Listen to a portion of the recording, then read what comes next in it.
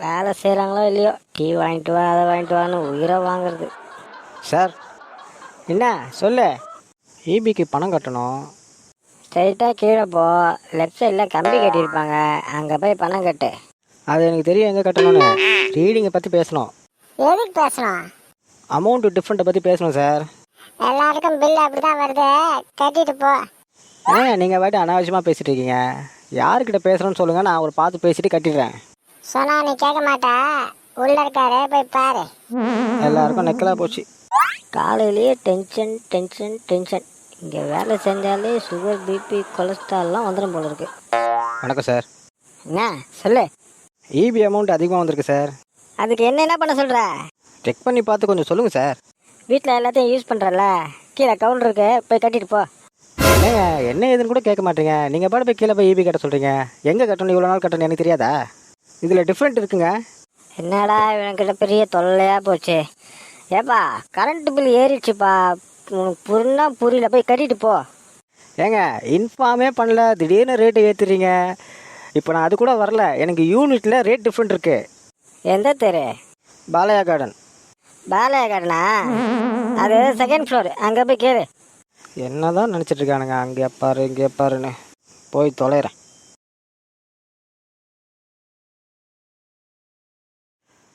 தம்பி தம்பி. நான் உனக்கு தம்பியா? சாரிப்பா. பாலையா கார்டனுக்கு 2வது மாடினாங்க, யாரை பார்க்கறது? ஐயா, அந்த பொம்பளை எப்பவுமே சீட்ல இருக்காத. சீட்டில் இருக்காதா? அப்போ எப்போ தான் வருவாங்க? வேலைக்கெல்லாம் வந்துடும், ஆனா சீட்ல தான் இருக்காது. வா வந்து பாரு.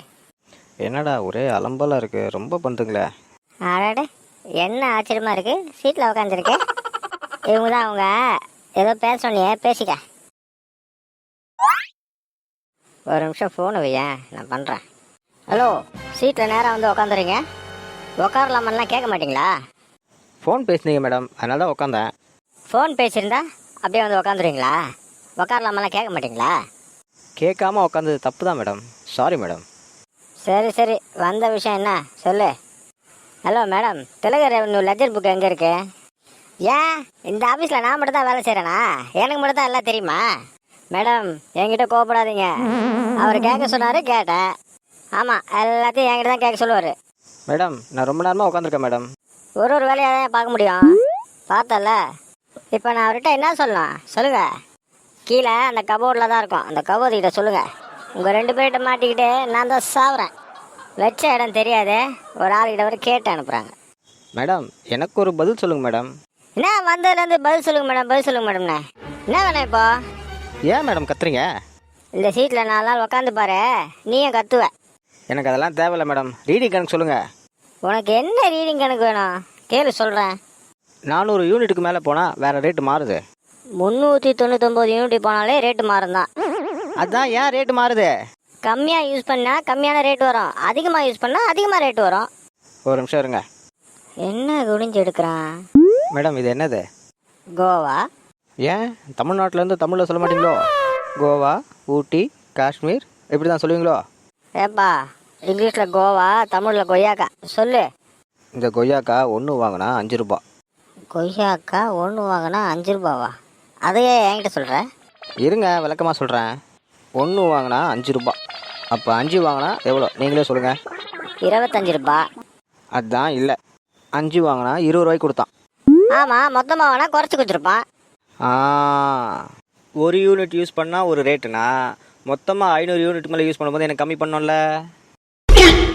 ஐயோ எப்பா, இதெல்லாம் எனக்கு தெரியாது. உங்களுக்கு தெரியாதா? இந்த சீட்டில் உக்காந்துருக்கீங்கல்ல, நான் கேட்டதில் எதாவது தப்பாக இருக்காண்ணா? நீங்கள் தானே சொன்னீங்க இப்போ 1 வாங்கினா 5 ரூபா, 5 வாங்கினா 20 ரூபான்னு. ஆமாம், நிறையா வாங்கினா கம்மி பண்ணுவாங்கன்னு சொன்னீங்கல்ல, அப்போ நான் நிறையா யூனிட் யூஸ் பண்ணால் கம்மி பண்ணோம்ல. ஏப்பா இதுக்கெல்லாம் என்னால் போய் சொல்ல முடியாது, எங்கள் ஆஃபீஸரை போய் பாரு. என்ன மேடம் விளையாடுறீங்களா? கீழே போனால் 2வது மாடின்றான், நீங்கள் என்னடா ஆஃபீஸரை போய் பார்க்க சொல்கிறீங்க? இதென்ன தொல்லையாக போச்சே. சரி நான் போய் ஆஃபீஸரை கூப்பிட்டு வரேன், இந்த கொய்யாக்கெல்லாம் கவரில் எடுத்து போடுங்க. சார் இபி பில்லில் ஒரு டவுட்டு. என்ன இபி பில் அதிகமாக வருதா? அதே கேள்வி தான் எனக்கும். யாரோ ஆஃபீஸர் வராராம், அவருக்காக வெயிட்டிங். வாங்க சார். யாராவா ஒருத்தர் மேலே ஒருத்தர் நிற்கிற மாதிரி? என்ன சார் வேணும் உங்களுக்கு? முதல்ல இருந்தா சார் இபி பில்லு ஜாஸ்தியாக வந்திருக்கு, அதுக்காக கேட்கலான்னு வந்தோம்.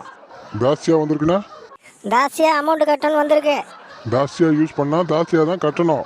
ஒரு விளக்கம் சொல்கிறேன் இருங்க. இப்போ பாருங்க சார், கொய்யாக்காய் எடுத்து வச்சு விளக்க சொல்ல போகிறான். கரண்ட்டு பில்லை பற்றி பேசினா இவன் ஏன் கொய்யாக்காய் எடுக்கிறான்? ஒரு கொய்யாக்கா 5 ரூபாய்க்கு வாங்கினேன்.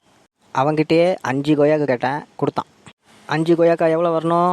25 ரூபா வரணும் இல்லையா? ஆனால் 5 எடுத்தீங்கன்னா 20 ரூபா கொடுங்க போதும்னா. ஏம்மா என்னம்மா சொல்கிறது அவரு?